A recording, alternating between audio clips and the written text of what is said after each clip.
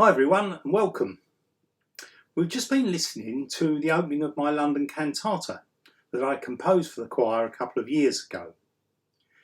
In this video, the last before the summer break, I thought that I would give you an insight on how the work was put together and talk a little in technical detail about the method of composition and word setting. As you know, the opening of the first movement sets the words of William Dunbar's "In Honour of the City of London." However, this wasn't the first movement that I composed. The first was Shadwell's Stair. There is no doubt that the first movement is celebratory in style, and for me as a Londoner, Dunbar's poem expresses all that is good and grand. However, like other major cities, that can also be seen as a veneer that covers a different London that we can see later on. As the movement progresses, the scene begins to darken until we reach the lines of George Eliot's poem In a London Drawing Room. This is a wonderfully evocative poem, and her line, "The sky is cloudy, yellowed by the smoke," reminds me of my own childhood when I was sent to school in a smog mask because of the poisonous sulphuric atmosphere outside caused by the burning of coal. In fact, my father recalled a day when he was walking to work and he was so disorientated that he was searching for the white line in the road to get some bearing. When we come to the line "For all is shadow," I will bring up the score and you can see how the orchestra shimmers to provide a ghostly, foggy atmosphere.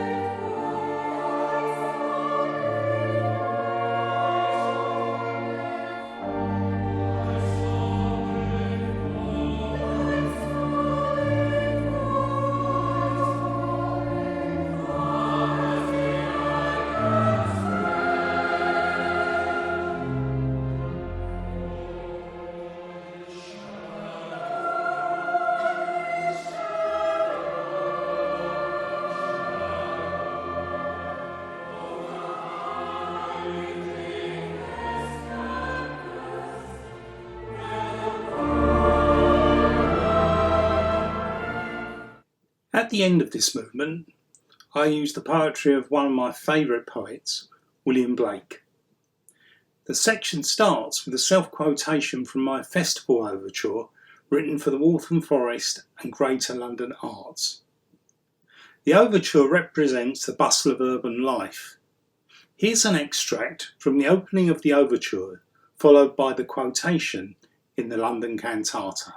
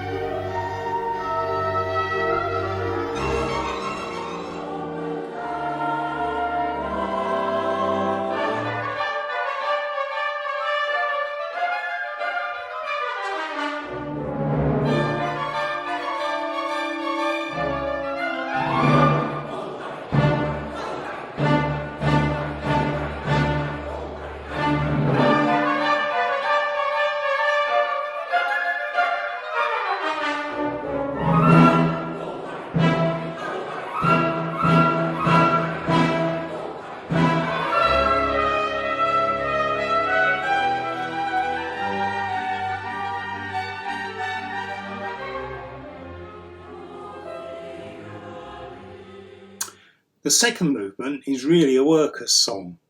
I've set my own words in this movement, and I wanted to get an industrial feel. As you will see from the score, I achieved this using an ostinato figure in the strings, strong assertive rhythms, and a part for a metal object such as an anvil that illustrates the words, "The hammer blows as they graft in line." "As they spade the lime" is a reference to Limehouse, where in the past there were potteries, lime being a component in the manufacturing process.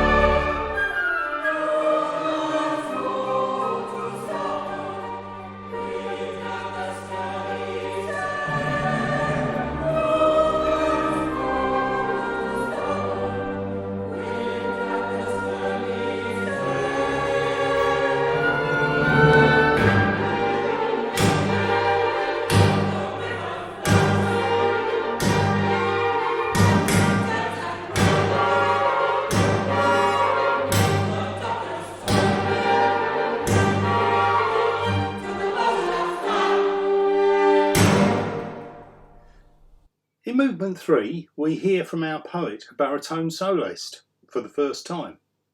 The orchestration is sparse throughout this movement. Composed upon Westminster Bridge is possibly one of the most famous London poems written by William Wordsworth. Some believe that the poem is majestic in tone, but my interpretation is more muted and reflective. In the line, "Dear God, the very houses seem asleep, and all that mighty heart is lying still," I thought it was appropriate to use an almost unaccompanied choir in prayer-like fashion before the orchestra brings it to an end.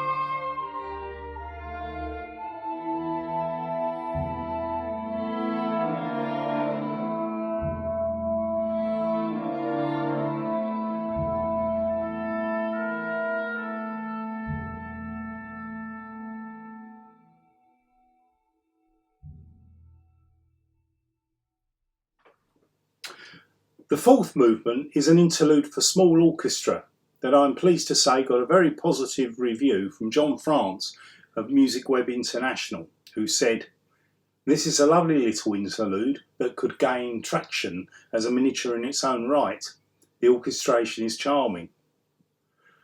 The theme of it is built on Westminster chimes that were originally composed for Great St Mary's in Cambridge. Other composers have used them, but I thought it was particularly pertinent in this case because of the London-Cambridge connection. I used the music a couple of years ago for my e-Christmas card.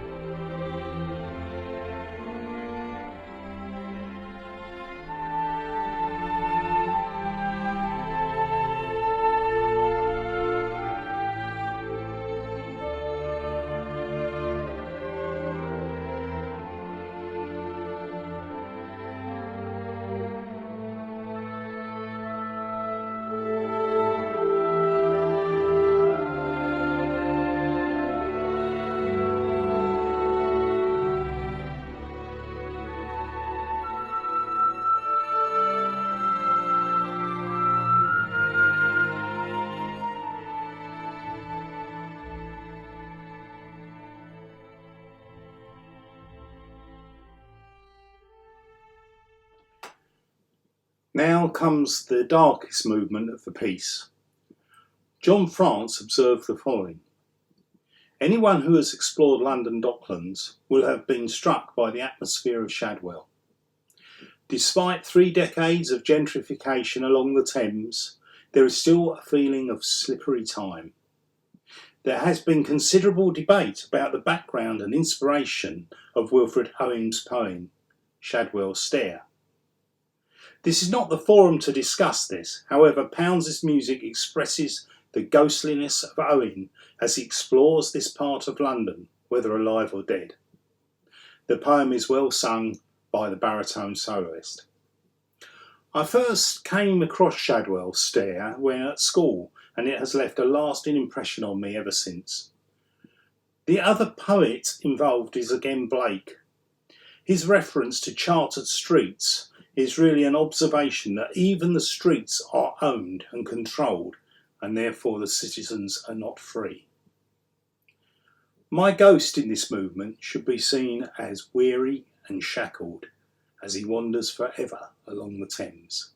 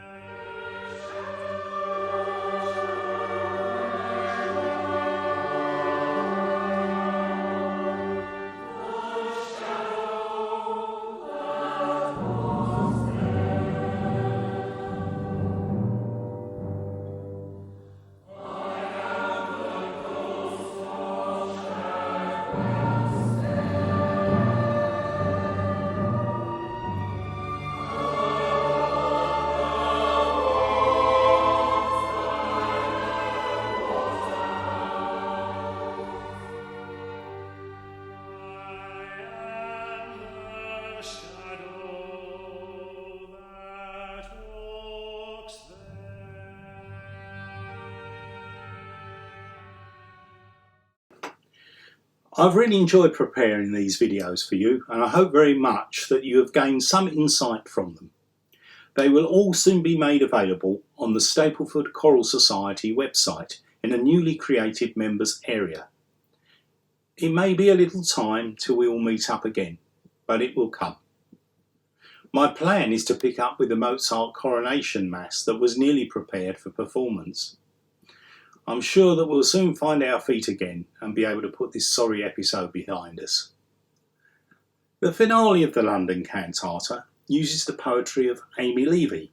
This was a new discovery for me, and I love the descriptive nature of her poetry. I use the time signature 12/8, which means I can get the effect of a swirling wind on a March day. As you may remember, there is a reprise of the opening of the work at the end. I'm going to leave you with this section of the piece and some photographs taken by my friend Dan Bowden. He lives in London and he took these recently. He has given the sequence the title of Lockdown London. I hope you enjoy them. I'll be in touch with you again soon, so bye for now.